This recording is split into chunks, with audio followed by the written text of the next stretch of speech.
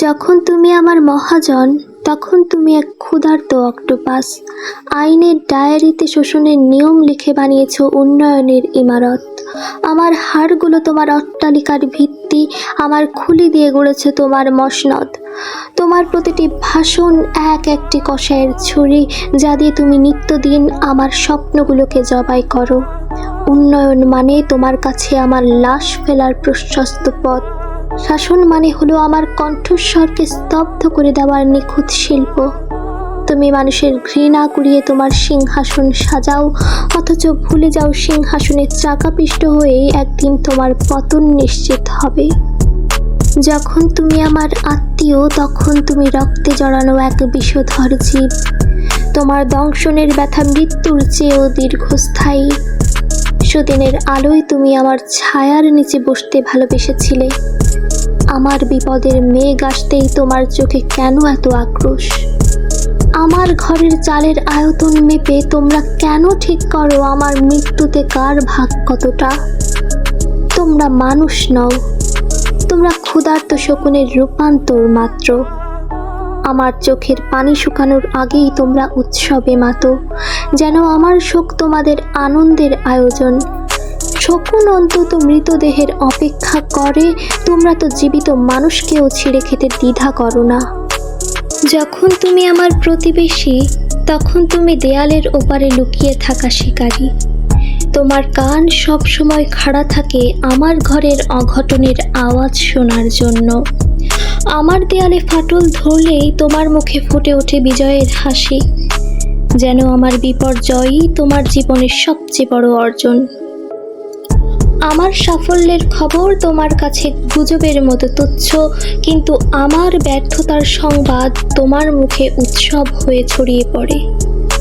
আমার ভুলের অপেক্ষায় তুমি থাকো না, তুমি নিজেই আমার ভুল তৈরি করে দাও, যাতে মানুষের চোখে আমাকে অপরাধী বানানো যায়।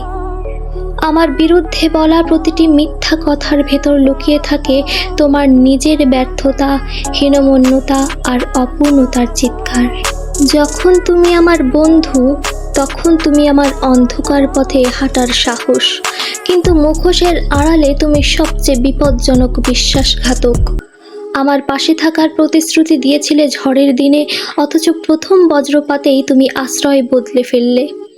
তুমি তো জানো আমার আত্মাটা ঠিক কোথায় ছিঁড়েছে, অথচ সেখানেই লবণের ছিটা দিতে তোমার হাত কাঁপল না। আমার কবর খুঁড়তে তোমার কোদালের প্রয়োজন হয়নি। আমার বিশ্বাসই ছিল তোমার সবচেয়ে ধারালো অস্ত্র। আমার পতনের গল্পে তুমি ছিলে না দর্শক, তুমি ছিলে প্রধান কারিগর। অথচ মানুষের সামনে নিজেকে দেখিয়েছ সহানুভূতির ফেরিওয়ালা। তুমি আমার ক্ষত দেখোনি, তুমি ক্ষত তৈরি করে দিয়েছ। তারপর পৃথিবীকে বলেছ আমি জন্মগতভাবেই ভাঙা। যখন তুমি মানুষ, তখন তুমি সবচেয়ে নিখুঁত ছদ্মবেশী, কারণ পশু তার হিংস্রতা লুকায় না, মানুষ হিংস্রতা লুকায়। যখন তুমি মানুষ, তখন তুমি এক বিস্ময়কর বহুরূপী সত্তা। তোমার ঠোঁটে প্রার্থনা, অথচ হৃদয়ে লুকিয়ে থাকে হত্যার নকশা।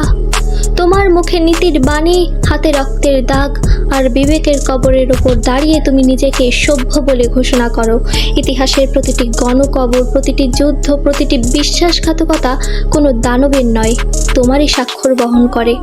তুমি সৃষ্টিকর্তার নামে হত্যা করো, ন্যায়ের নামে শোষণ করো, ভালোবাসার নামে বন্দিত্ব আর শান্তির নামে ধ্বংসযজ্ঞ চালাও।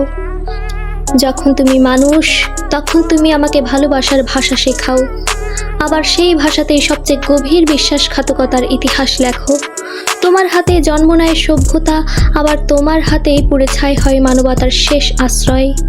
তুমি সত্যের মন্দির গড়ো, অথচ মিথ্যার সামনে মাথা নত করতে এক মুহূর্তও দেরি করো না।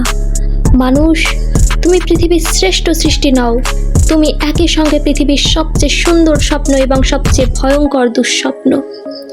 মানুষ, তোমার সবচেয়ে বড় ট্র্যাজেডি হলো আয়নায় নিজের মুখ দেখেও তুমি দানবটাকে চিনতে পারোনি।